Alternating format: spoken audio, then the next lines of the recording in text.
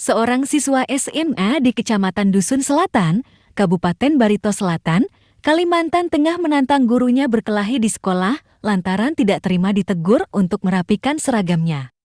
Aksi tersebut lantas viral di media sosial dan tersebar di berbagai akun.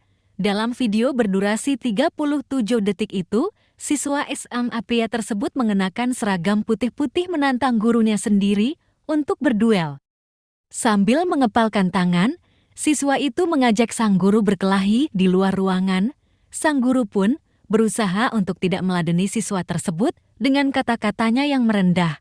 Tak dihiraukan, siswa itu justru semakin bersikukuh meski sang guru berusaha menenangkan muridnya.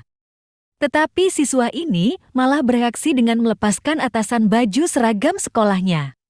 Menindaklanjuti video viral tersebut, Polsek Dusun Selatan bersama Unit Perlindungan Perempuan dan Anak Satreskrim Polres Barito Selatan melakukan pemanggilan siswa tersebut bersama orang tua serta pihak sekolah.